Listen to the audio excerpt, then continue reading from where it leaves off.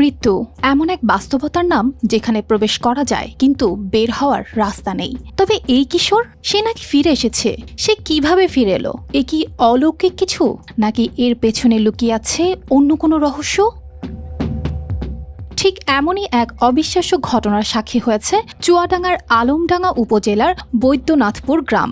Train দুর্ঘটনায় মারা যাওয়ার পর দাফন, মিলাদ সবই শেষ, অথচ 2.5 মাস পর হঠাৎ বাড়িতে ফিরে এলো সেই কিশোর। এমন এক আশ্চর্য প্রত্যাবর্তনে পুরো গ্রামে রীতিমতো হইচই পড়ে গেছে। এই যে একজনকে দাফন করা হয়েছে, হঠাৎ 2.5 মাস পরে সে জীবিত অবস্থায় বাড়ি, এই আসলে এরকম ঘটনা আমি তো ইতিপূর্বে শুনি নাই বা দেখি নাই। গ্রামের দরিদ্র পরিবার সাইদুর রহমান ও আমিনা খাতুনের ছোট ছেলে তোফাজ্জল হোসেন তুফান। গত 14 জানুয়ারি বাবা মায়ের সাথে দেখা করতে ঢাকা এসেছিলেন তিনি, কিন্তু ভাগ্যের নির্মম পরিহাস, রাজধানীর কোলাহলে হারিয়ে যায় সে। অনেক খোঁজাখুঁজি করেও পাওয়া যায়নি তাকে। বাধ্য হয়ে থানায় সাধারণ ডায়েরিও করে তার পরিবার। কয়েক মাস আগে জানুয়ারির 15 তারিখে আমার ছেলে হারাইছে। আর ডিডি করছি মনে হয় আমরা 19 তারিখ বা 18 তারিখ। ডিডি করার পরে আমরা মনে করুন থামি থাকার পরে আমরা ডেটে যখন ওই খবরটা পাই, তখন আমরা এখান থেকে 9 জন লোক মাইক্রো নিয়ে ওই গাইবান্ধায় চলে যাই দিকে হবাবু আমার ছেলের চেহারা, সবাই বলছে তুফান।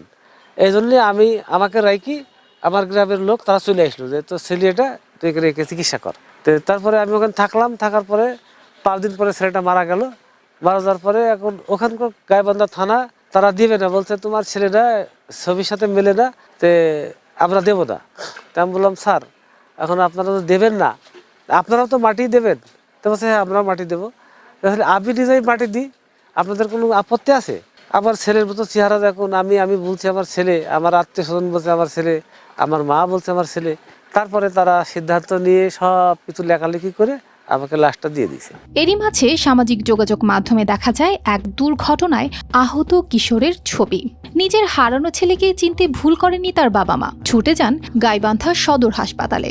কিছুদিন চিকিৎসার পর ওই কিশোর মারা গেলে মরদেহ এনে গ্রামের কবরস্থানে দাফন করেন তারা। কিন্তু কে জানতো গল্পটা এখানে শেষ নয়। 28 মার্চ শুক্রবার ঈদের ছুটিতে হঠাৎ করেই বাড়িতে এসে হাজির হয় আসল তুফান। তাকে দেখে চমকে ওঠে সবাই, পুরো গ্রাম ভিড় জমায়, দেখতে আসে মৃতের ফিরে আসার রহস্য। অথচ তুফান কিছুই জানে না নিজেরই মৃত্যুর খবর। বাইরে দেখছে আমাকে আমার মতো কুলারে দাফন করছে, তারপরে এখানে করছে। আমি যে মরে গেছি আমি তো নিজেও জানিনি। আমি এসে শুনে অবাক হয়ে গেছি। আমার খবর দেখে আমি একদম অবাক। আমি কিছুদিন আগে বাড়ির থেকে না কয়া বাবা মাকে দেখা করতে গেলাম, ঢাকা শহরে যায়। তারপর বাবা মাগুলো লাগে খোঁজ পাইনি, তারপর কাম করা শুরু করছে। কাম করে কিছু কালকে আসতে। ঢাকায় হারিয়ে যাওয়ার পর যোগাযোগের মাধ্যম না থাকায় বাড়ির ঠিকানা খুঁজে পাচ্ছিল না সে। পরে রাজধানীতেই রাজমিস্ত্রির সহকারী হিসেবে কাজ শুরু করেন। শেষমেশ ঈদের আনন্দ ভাগাভাগি করতে ফিরেই সে জেনে যায় অবাক করা এই গল্প। প্রথম দেখে আমরা একটু আতঙ্ক মতো হয়ে গেছিলাম, বুঝেছেন যে এই কি ব্যাপার। 2 মাস আগে তাকে দাফন করেছে বৈদ্যনাথপুর কবরস্থানে, এবং তা জানা যায় মাটি দেওয়ার সময় আমি ছিলাম, প্রায় 700-800 মতো লোক হয়েছিল। মরা মানুষ তাজা হয়ে গেছে। আমি তো শুনি টাসকি খাই গেছি, মানে ঘুমন্ত অবস্থায় আমার মানে একটা সেন্সলেস একটা অবস্থা। আমি আঁকাবাক্যর ঘুম থেকে উঠে আমারই বড় ভাই, তার কাছে আমি ফোন দিলাম, ভাই অমুক জায়গায় এমন একটা ঘটনা ঘটেছে যে বাড়ি থেকে রাগ করে চলে গেছে তুফান, আজ থেকে 2.5 মাস আগে। সেই তুফান আবার কিভাবে তাজা হয়ে গেল। লাশ দাফন করা হলো, তার মিলাদ মাহফিল দিলাম, চারটুক যা করার দরকার তার জন্য করলাম।